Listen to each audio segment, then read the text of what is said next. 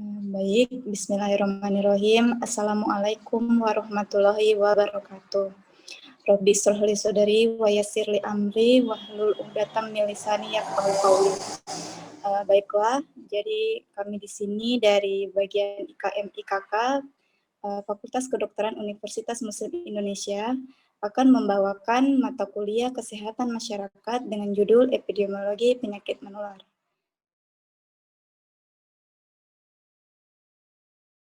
Jadi pertama-tama tujuan pembelajaran yaitu mahasiswa mampu menjelaskan tentang yang pertama epidemiologi, kedua epidemiologi penyakit menular, yang ketiga epidemiologi observasi dan eksperimen, yang keempat penyakit epidemi, endemik dan pandemi, yang kelima rantai penularan penyakit menular, yang keenam sumber penularan, dan yang ketujuh kejadian penyakit menular di Indonesia.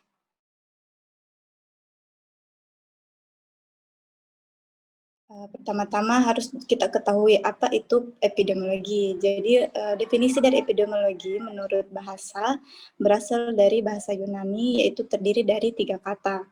Yang pertama adalah epi yang berarti pada atau tentang, yang kedua demos yang berarti penduduk, dan yang ketiga logos yang berarti ilmu pengetahuan. Sehingga dalam dunia kedokteran modern, pengertian dari epidemiologi adalah ilmu yang mempelajari tentang angka kejadian penyakit dan penyebarannya pada suatu populasi serta faktor-faktor apa yang mempengaruhinya.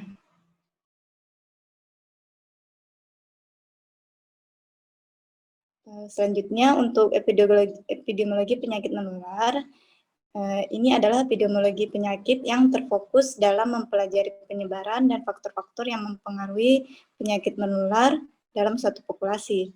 Kemudian epidemiologi dari penyakit menular ini terbagi menjadi 3, yaitu yang pertama penyakit menular baru atau yang disebut dengan new emerging disease, di mana dicontohkan bahwa wabah penyakit yang sedang marak-maraknya itu pada tahun 2020 yaitu pandemi virus corona atau COVID-19.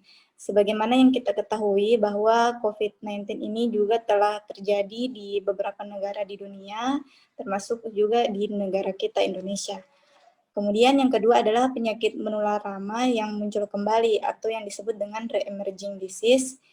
Bisa dicontohkan sebagai contohnya pada negara kita yaitu Indonesia sendiri pernah ada terjadi wabah difteri yang memuncak pada tahun 2009, tetapi muncul kembali pada tahun 2017 dan memakan banyak korban.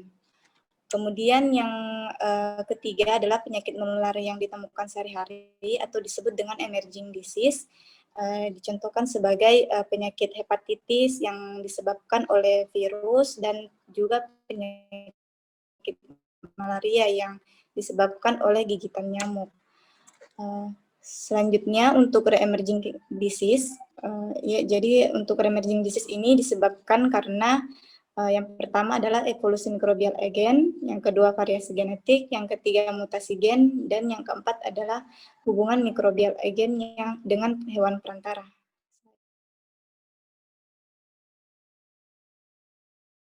Kemudian epidemiologi juga dibagi menjadi 2, yaitu epidemiologi observasi dan eksperimen.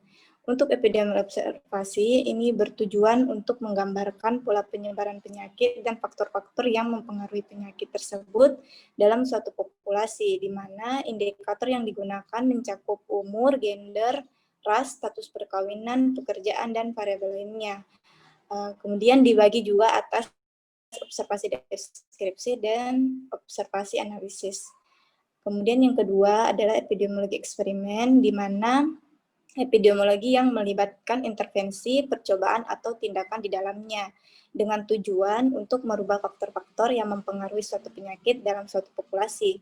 Dicontohkan sebagai yang pertama pada penyakit TB paru, di mana dilakukan intervensi yaitu pasiennya selalu menggunakan masker, memperbaiki ventilasi udara, dan meminum kombinasi obat.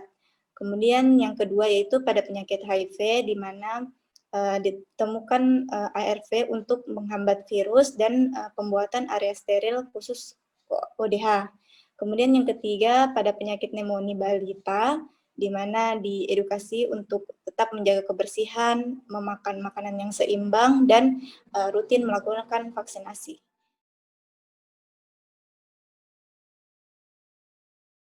Selanjutnya saya akan menjelaskan mengenai penyakit endemi, penyakit epidemi, dan penyakit pandemi.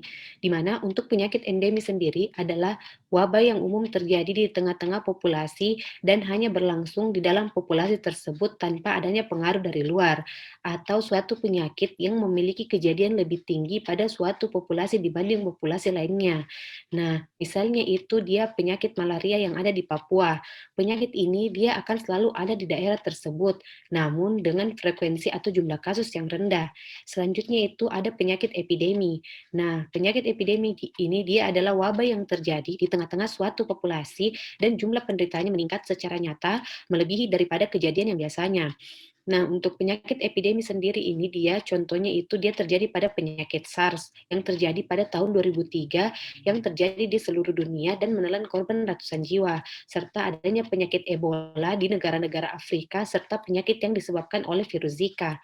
Selanjutnya ada penyakit pandemi. Nah, penyakit pandemi ini dia adalah wabah yang terjadi di banyak populasi dan beberapa negara yang jumlah penderitanya meningkat secara nyata melebihi daripada kejadian yang biasanya. Nah, contohnya dia tergolong penyakit, HIV/AIDS dan COVID-19. Jadi untuk konsep terjadinya suatu penyakit, kita harus mengetahui dulu tentang rantai penularan penyakit menular atau segitiga epidemiologi atau biasanya kita sebut sebagai trias epidemiologi. Jadi ada beberapa faktor dari trias epidemiologi yaitu ada agen, ada host, dan environment. Untuk agen sendiri itu dia mengacu pada mikroorganisme atau patogen infeksi seperti virus, bakteri, parasit, atau mikroba lainnya. Jadi tidak semua agen ini bisa menyebabkan suatu penyakit, hanya saja agen yang memiliki patogenesis atau dalam jumlah yang banyak. Kemudian untuk faktor kedua itu adalah host, di mana host ini dia mengacu pada manusia yang biasanya terkena suatu penyakit. Adapun berbagai faktor intrinsik seperti usia, kebersihan, status gizi, dan imunologi dari jamu tersendiri.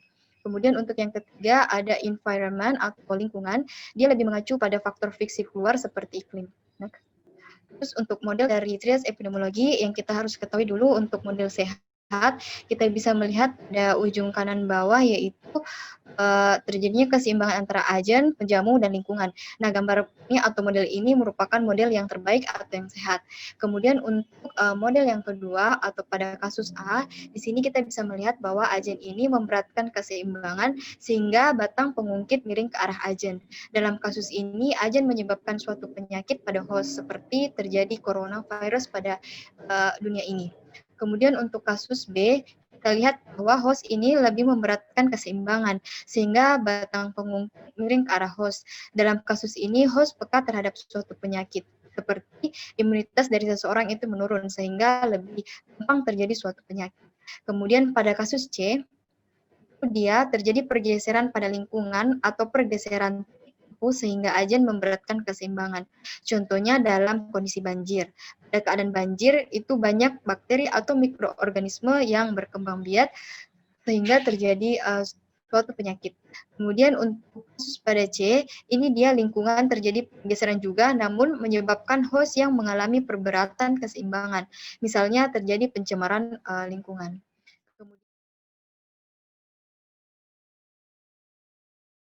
Baik, saya akan melanjutkan untuk sumber penularan. Jadi di sini sumber penularan dapat manusia sebagai reservoir, yaitu yang pertama ada carrier terinfeksi tapi belum ada gejala, di mana terbagi menjadi healthy carrier, incubatory carrier, convalescent carrier, dan chronic carrier. Untuk healthy carrier itu sendiri adalah mereka yang dalam sejarahnya tidak pernah menampakkan atau menderita penyakit tersebut secara klinis, akan tetapi mengandung unsur penyebab yang dapat menular kepada orang lain. Selanjutnya, incubatory carrier adalah mereka yang masih dalam masa tunas tapi telah mempunyai potensi untuk menularkan penyakit. Convalescent carrier adalah mereka yang baru sembuh dari penyakit menular tertentu tetapi masih merupakan sumber penularan penyakit tersebut untuk masa tertentu. Dan yang terakhir itu chronic carrier ya adalah merupakan sumber penularan yang cukup lama. Selanjutnya juga di sini ada terkolonisasi atau menyimpan agent tapi tidak terinfeksi. Selanjutnya orang sakit langsung dan tidak langsung. Dan binatang atau benda sebagai sumber penularan.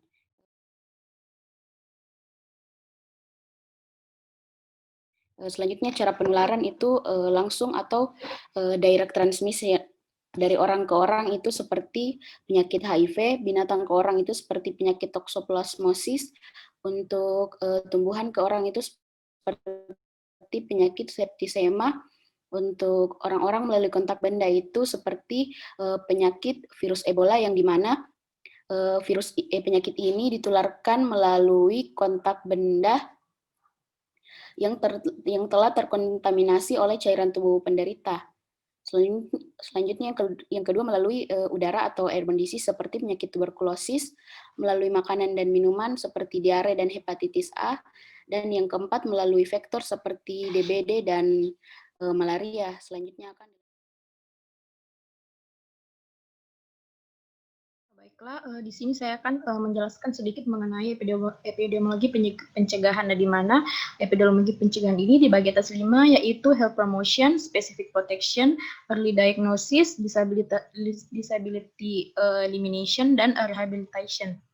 Jadi yang pertama itu peningkatan kesehatan atau health promotion. Nah, di mana pada tingkat ini dilakukan tindakan umum untuk menjaga keseimbangan proses bibit penyakit, penjabu, dan lingkungan sehingga dapat menguntungkan manusia dengan cara meningkatkan daya tahan tubuh dan memperbaiki lingkungan. Contohnya yaitu seperti penyediaan makanan sehat dan cukup, di mana cukup kualitas maupun kuantitasnya. Bisa juga dengan cara perbaikan higienitas dan sanitasi lingkungan, misalnya penyediaan air bersih, pembuangan sampah, dan pembuangan tinja dan limbah. Dan bisa juga melakukan olahraga secara teratur sesuai kemampuan individu. Yang kedua itu specific protection. Nah, di mana specific protection ini merupakan tindakan yang masih dimaksudkan untuk mencegah penyakit, menghentikan proses interaksi bibit penyakit penjamu lingkungan dalam tahap repatogenesis, tetapi sudah terarah pada penyakit tertentu, dan tindakan ini dilakukan pada seseorang yang sehat tetapi memiliki risiko terkena penyakit tertentu. Misalnya memberikan imunisasi pada golongan yang rentan untuk mencegah penyakit dengan adanya kegiatan Pekan Imunisasi Nasional atau PIN. Dan bisa juga dengan pencegahan terjadinya kecelakaan baik di tempat umum maupun tempat kerja dengan menggunakan alat pelindung diri. Dan bisa juga dengan menggunakan kondom untuk mencegah penularan HIV/AIDS. Yang ketiga itu early diagnosis. Nah, di mana early diagnosis ini merupakan tindakan menemukan penyakit sedini mungkin dan melakukan penelaksanaan segera dengan terapi yang tepat. Contohnya seperti pada ibu hamil yang sudah mendapatkan tanda-tanda anemia, diberikan tablet Fe dan dianjurkan untuk makan makanan yang mengandung asam besi. Bisa juga kepada penderita dan bisa juga mencari penderita dalam masyarakat dengan jalan pemeriksaan, misalnya pemeriksaan darah, ronsen dan ronsen paru. Dan bisa juga mencari semua orang yang telah berhubungan dengan penderita penyakit menular atau kontak person untuk diawasi agar bila penyakitnya timbul dapat segera diberikan pengobatan. Dan bisa juga melaksanakan screening untuk mendeteksi dini penyakit kanker. Terus yang keempat yaitu disability elimination, di mana pada disability elimination ini merupakan tindakan penelaksanaan terapi yang adekuat pada pasien dengan penyakit yang telah lanjut untuk mencegah penyakit tersebut tidak menjadi lebih berat dengan menyembuhkan pasien serta mengurangi kemungkinan terjadinya kecacatan yang akan timbul. Misalnya pengobatan dan perawatan yang sempurna agar penderita sembuh dan tidak terjadi komplikasi. Misalnya menggunakan tongkat untuk kaki yang cacat. Dan bisa juga pencegahan terhadap komplikasi dan kecacatan dengan cara tidak melakukan gerakan-gerakan yang berat atau gerakan yang dipaksakan pada kaki yang akan menimbulkan kecacatan. Dan yang terakhir itu rehabilitation, di mana rehabilitation ini merupakan tindakan yang dimaksudkan untuk mengembalikan pasien ke masyarakat agar mereka dapat hidup dan bekerja secara wajar atau agar tidak menjadi beban bagi orang lain. Contohnya seperti mengembangkan lembaga-lembaga rehabilitasi dengan mengikut sertakan masyarakat, misalnya lembaga untuk rehabilitasi mantan PSK, mantan pemakai nafsa dan lain-lain, dan juga bisa dengan mengusahakan perkampungan rehabilitasi sosial terhadap sosial sehingga penderita yang telah cacat mampu mempertahankan dirinya, dan juga bisa juga menyadarkan masyarakat untuk menerima kembali dengan memberikan dukungan moral setidaknya bagi yang bersangkutan untuk bertahan, misalnya dengan tidak mengucilkan mantan PSK di lingkungan masyarakat tempat ia bekerja.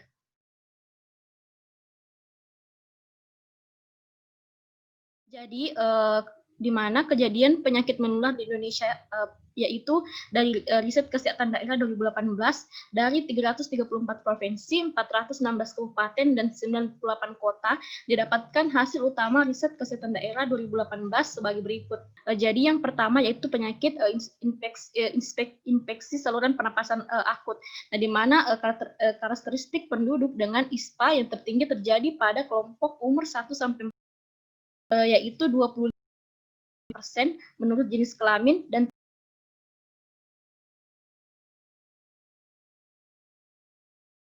pneumonia. Nah, di mana prevalensi pneumonia berdasarkan diagnosis tenaga kesehatan menurut provinsi 2013 sampai 2018, di mana pneumonia yang tinggi terjadi pada kelompok umur 1 sampai 4 tahun. Kemudian mulai meningkat pada umur 45 sampai 54 tahun dan terus meninggi pada kelompok umur berikutnya. Selanjutnya, TB paru. Nah, di mana penyakit prevalensi TB paru berdasarkan diagnosis dokter menurut provinsi 2013 sampai 2018, di mana berdasarkan karakteristik penduduk, prevalensi TB paru cenderung meningkat dengan bertambahnya umur pada pendidik dan juga bisa pada pendidikan yang rendah dan biasanya pada penderita yang tidak bekerja. Selanjutnya, untuk hepatitis itu sendiri, di mana prevalensi hepatitis berdasarkan diagnosis dokter menurut provinsi 2013 sampai 2018, di mana prevalensi semakin meningkat pada penduduk berusia di atas 15 tahun. Dan jenis hepatitis yang paling banyak menginfeksi penduduk Indonesia adalah hepatitis B, di mana dengan persen 21,8% dan hepatitis A 19,3%. Selanjutnya yaitu diare. Nah, di mana diare ini berdasarkan karakteristik penduduk, kelompok umur balita adalah kelompok yang paling tinggi menderita penyakit diare tersebut. Selanjutnya, ini adalah prevalensi daerah pada balita berdasarkan diagnosis tenaga kesehatan dan gejala menurut provinsi dari 2013 sampai 2018. Selanjutnya, yaitu penyakit selanjutnya yaitu malaria.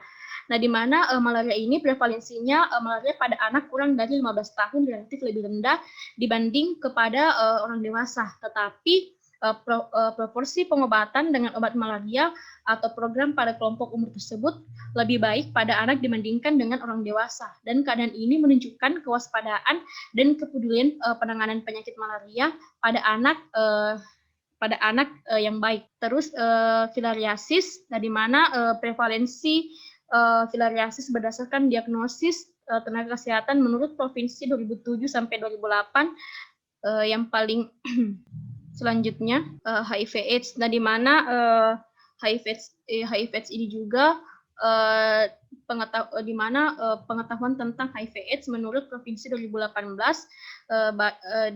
dan komposit dari pernyataan pengetahuan umum HIV diberikan 5 pertanyaan, dan di mana pertanyaan itu didapatkan cara penularan dan cara pencegahan 10 pertanyaan dan serta pemeriksaan HIV, dan diberikan juga sebanyak 5 pertanyaan selanjutnya. Jadi demikianlah untuk penjelasan mengenai epidemiologi penyakit menular dari kami. Sekian presentasi dari kami, kurang lebihnya mohon dimaafkan. Assalamualaikum warahmatullahi wabarakatuh.